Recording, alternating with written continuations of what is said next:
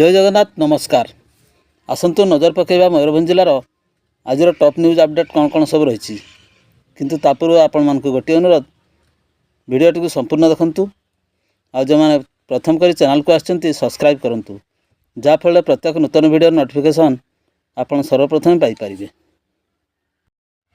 आज प्रथम खबर राजालका छक निकट में बाइक एवं साइकेल धक्का साइकेल चालक आहत। अपराह्न 4टा समय एक साइकेल आरोही रास्तार जाउथा समय एक बाइक आसी साइकेल आरोही को धक्का देता फल साइकेल आरोही रास्ता उपर छिटिकी पड़ा से रक्ताक्त हो गभीर आघात होता। अन्यपटे बाइक चालक घटनास्थल फेरार हो जाइथिबार सूचना मिली। घटनाटी है मयूरभंज जिला सारसकणा निर्वाचन मंडल झारपखरिया थाना अंतर्गत राजालका छक निकट में। तेबे स्थानीय लोके संगे संगे साइकेल आरोही को चिकित्सा पठाई पर्यंत बाइक आरोही कौन संधान मिल पारि नथिला। परवर्ती खबर करंजिया ढाबा निकट में मर्मन्तुत सड़क दुर्घटना ट्रक धक्कार जड़े छात्र गुरुतर और 2 जन आहत।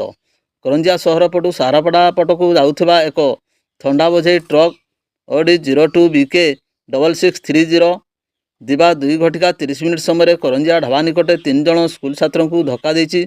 सारापड़ा पंचायत उच्च माध्यमिक विद्यालय 3 जन +2 छात्र अपरपक्षर 2टी साइकेल जोगे फेरुवा बेले उक्त ढाबा निकट ट्रक धक्का देवार रास्ता कटे 3 जन छात्र छिटकी पड़ते। आहत युवक मैंने हेले करंजिया सहर वार्ड नंबर 11 विकास देहुरी बयस 16 वर्ष एवं वार्ड नंबर 9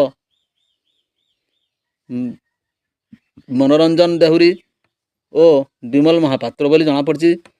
सेमानक मध्यरु विमल अवस्था संकटापन्न रही। स्थानीय लोके ट्रक ड्राइवर को अटक रखी समस्त आहत को 108 आम्बुलेंस जोगे करंजिया उपखंड चिकित्सालय भर्ती करथिले। अन्यपटे खबर पाई करंजिया पुलिस घटनास्थल पहुंची दुर्घटना घटाई ट्रक एवं ड्राइवर को थाना को आनी अटक रखी अधिक तदंत जारी रखिछंती।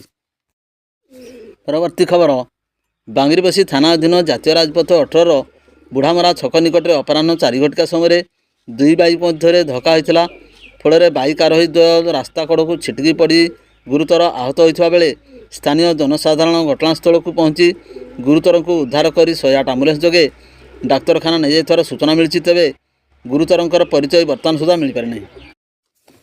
परवर्ती खबर OPSC रे राज्यर द्वितीय होई चाकरी पाइले बारिपदार पड़ास्तियार जागृति। बिना कोचिंग रे OPSC कृतकार्य हासिल करथिबा बारिपदार झियो चाकरी पाइछंती। बारिपदार जागृति साहू ओडिशा OPSC परीक्षा रे द्वितीय स्थान अधिकार करथिले। राज्य सरकार पक्षर तांकु सहकारी उपविभाग अधिकारी बा ASO भावे चाकरी प्रदान करा जायछि। बारिपदा पड़ास्तिया अंचलवासी चंदन कुमार साहू एवं जयंती बेहरा झील जागृति साहू से चलित OPSC परीक्षा रे पास करी सारा राज्य में द्वितीय स्थान अधिकार करी कृतकार्य हासिल करछंती। जाहाकु नै मुख्यमंत्री नवीन पट्टनायक तांकु चाकरी प्रदान करछंती। तेबे पूर्वर से सामाखुंडा ब्लॉक अतिरिक्त राजस्व निरीक्षक कृषि विभाग असिस्टेंट ऑडिटर भाव चाकरी करथिले। तेबे पब्लिक सर्विस प्रति मन बड़ाइबा सह चाकरी छाड़ी एने प्रस्तुति होइथिले। ओडिशा पब्लिक सर्विस परीक्षा रे द्वितीय स्थान अधिकार करी गौरव आनिथिले।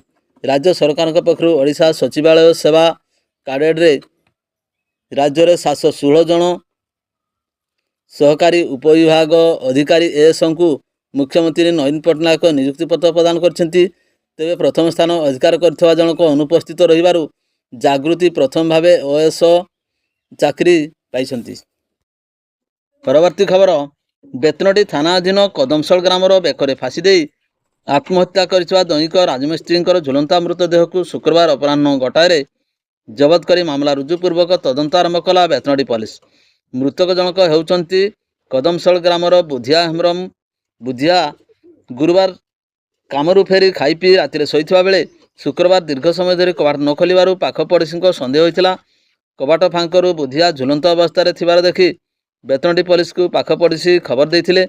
खबर पाई बड़जामणी फांडी अधिकारी ASI आशीष कुमार दास ASI सानंद नायक प्रमुख सदल बेले घटनास्थल पहुंची। ग्रामवासी उपस्थित में बुधियांकर झुलंता मृतदेह को जबत करा जायथिला।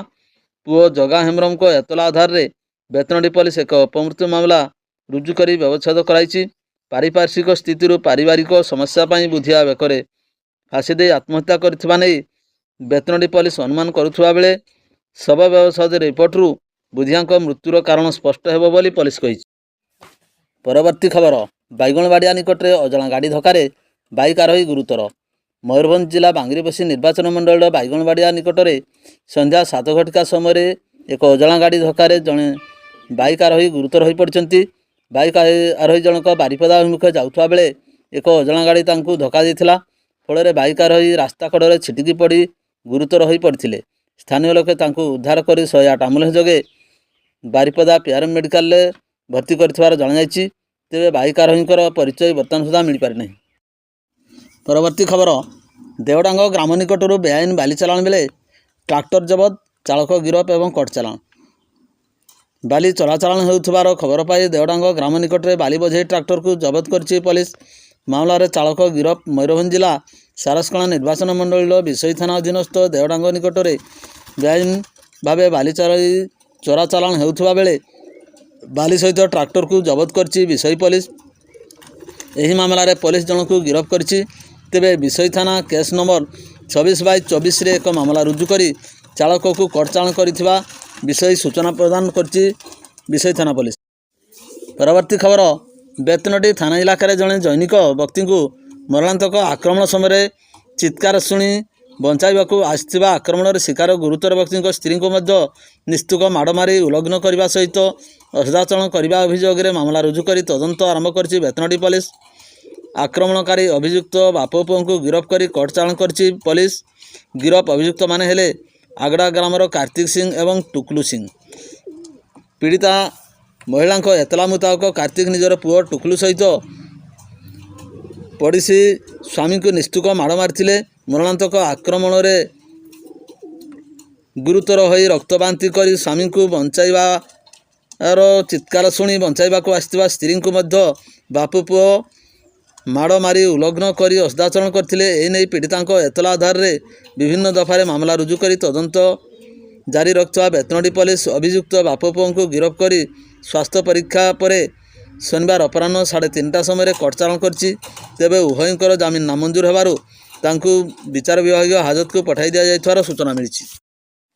ପରବର୍ତ୍ତୀ ଖବର, ଖେରଣା ଗାଁ ନିକଟରେ ଦୁଇ ବାଇକ୍ ମଧ୍ୟରେ ମୁହାଁମୁହିଁ ଧକ୍କା, ଜଣେ ଗୁରୁତର। ଅପରାହ୍ନ 3ଟା ସମୟରେ ବାଦାମପାହାଡ଼ ଥାନା ଅଞ୍ଚଳ ଖେରଣା ଗାଁ ନିକଟ ମୁଖ୍ୟ ମାର୍ଗରେ ଦୁଇ ବାଇକ୍ ମଧ୍ୟରେ ଧକ୍କା ହୋଇଥିଲା। ଏହି ଦୁର୍ଘଟଣାରେ ଜଣେ ଯୁବକ ଗୁରୁତର ଆହତ ହୋଇଥିଲେ। ସୂଚନା ପରେ ସ୍ଥାନୀୟ ଲୋକମାନେ 108 ଆମ୍ବୁଲାନ୍ସ ଯୋଗେ ଗୁରୁତର ଯୁବକ ସୁଶାନ୍ତ ମହାନ୍ତଙ୍କୁ ରାଇରଙ୍ଗପୁର ଡାକ୍ତରଖାନାରେ ଭର୍ତ୍ତି କରିଥିଲେ। ତାଙ୍କ ଅବସ୍ଥା ସଙ୍କଟାପନ୍ନ ଥିବାରୁ ପ୍ରାଥମିକ ଚିକିତ୍ସା ପରେ ବାରିପଦା ଜିଲ୍ଲା ମୁଖ୍ୟ ଚିକିତ୍ସାଳୟକୁ ସ୍ଥାନାନ୍ତର କରାଯାଇଥିବାର ସୂଚନା ମିଳିଛି। ପରବର୍ତ୍ତୀ ଖବର, ମୟୂରଭଞ୍ଜ ଜିଲ୍ଲା ରରୁଆଁ ଥାନା ଅନ୍ତର୍ଗତ ସିଙ୍ଗଡ଼ା ନିକଟ ବଡ଼ବିଲ ଜଙ୍ଗଲ ମଧ୍ୟ ଦେଇ ଯାଇଥିବା ଏକ 11 kV ବିଜୁଳି ଖୁଣ୍ଟରେ ଜଣେ ଯୁବକ ଆତ୍ମହତ୍ୟା କରିଥିବା ସାମ୍ନାକୁ ଆସିଛି। ମୃତ ଯୁବକ ଜଣକ ହେଉଛନ୍ତି ନରହରି ମହାନ୍ତ, ବୟସ 27 ବର୍ଷ ବୋଲି ଜଣାଯାଇଛି। ଶରୀରରେ ବିଜୁଳି ତାର ଲାଗିବା କାରଣରୁ ଯୁବକ ଜଣକ ହୁତୁ ହୁତୁ ହୋଇ ଜଳିଯାଇଥିଲେ। ତାଙ୍କ ଗଣ୍ଡିରୁ ମୁଣ୍ଡ ବି ଅଲଗା ହୋଇଯାଇଥିଲା। ଏନେଇ ଅନେକ ସମୟ ଧରି ଖୁଣ୍ଟ ଉପରେ ସେ ଜଳିଯାଇଥିବା ବେଳେ ଲୋକମାନେ ଏନେଇ ପୁଲିସକୁ ସୂଚନା ଦେଇଥିଲେ। ଦୁର୍ଘଟଣାସ୍ଥଳରେ ରରୁଆଁ ପୁଲିସ ପହଞ୍ଚି ତଦନ୍ତ ଆରମ୍ଭ କରିଛି। ନରହରି କେଉଁ କାରଣ ପାଇଁ ବିଦ୍ୟୁତ ଖୁଣ୍ଟରେ ଚଢ଼ିଲେ ସେଥିନେଇ ପୁଲିସ ଅନୁସନ୍ଧାନ କରିବା ସହ ପରିବାର ଲୋକଙ୍କୁ ପଚରାଉଚରା କରୁଛି। ଅନ୍ୟପକ୍ଷରେ ନରହରିଙ୍କର ମୃତଦେହକୁ ଚିହ୍ନଟ କରିବା ପରେ ତାଙ୍କ ପରିବାର ଲୋକେ ଦୁଃଖରେ ଭାଙ୍ଗି ପଡ଼ିଛନ୍ତି। ନରହରି ମହାନ୍ତ ବିବାହିତ। ତାର ସ୍ତ୍ରୀଙ୍କର ଗୋଟିଏ ଦିନ ଆଗରୁ ସଦଖିଆ ଥିଲା।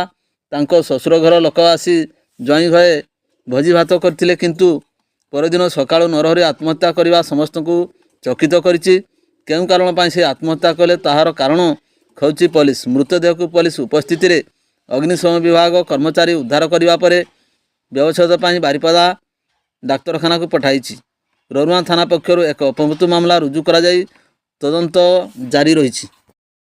ପରବର୍ତ୍ତୀ ଖବର, ବାରିପଦା ସହର 24 ନମ୍ବର ୱାର୍ଡ କାଳିକାପୁର ଅଞ୍ଚଳର ବାପି ବିନ୍ଧାଣୀ ବାଡ଼େଇ ବାଡ଼େଇ ନିଜ ସ୍ତ୍ରୀ ଚିନି ମୁର୍ମୁ ଓରଫ ମାଇନ କିସ୍କୁଙ୍କୁ ହତ୍ୟା କରିଥିବା ନେଇ ମୃତକଙ୍କ ମାତା ଗୁରୁବାରୀ ବାସ୍କେ ଟାଉନ ଥାନାରେ ଅଭିଯୋଗ କରିଛନ୍ତି। ଏନେଇ ଟାଉନ ଥାନାରେ 62/24 ନମ୍ବରରେ ଏକ ନରହତ୍ୟା ମାମଲା ରୁଜୁ ହେବା ସହିତ ଅଭିଯୁକ୍ତ ସ୍ୱାମୀ ବାପି ବିନ୍ଧାଣୀଙ୍କୁ ପୁଲିସ ଗିରଫ କରି ତଦନ୍ତ ଚଳାଇଛି। ମୃତକଙ୍କ ସ୍ଥାନୀୟ ପଣ୍ଡିତ ରଘୁନାଥ ମୁର୍ମୁ ମେଡ଼ିକାଲ କଲେଜ ଏବଂ ହସ୍ପିଟାଲରେ ଶବ ବ୍ୟବଚ୍ଛେଦ କରାଯାଇଛି। ଘରୋଇ କଳିକୁ ନେଇ ଏହି ଘଟଣା ଘଟିଥିବାର କୁହାଯାଉଛି। ଗିରଫ ଅଭିଯୁକ୍ତ ସ୍ୱାମୀ ବାପି ବିନ୍ଧାଣୀଙ୍କୁ କୋର୍ଟ ଚାଲାଣ କରାଯିବା ପରେ ଜେଲ୍ ହାଜତକୁ ପଠାଇ ଦିଆଯାଇଛି। ଭିଡ଼ିଓଟିକୁ ଶେଷ ପର୍ଯ୍ୟନ୍ତ ଦେଖିଥିବାରୁ ଅନେକ ଅନେକ ଧନ୍ୟବାଦ।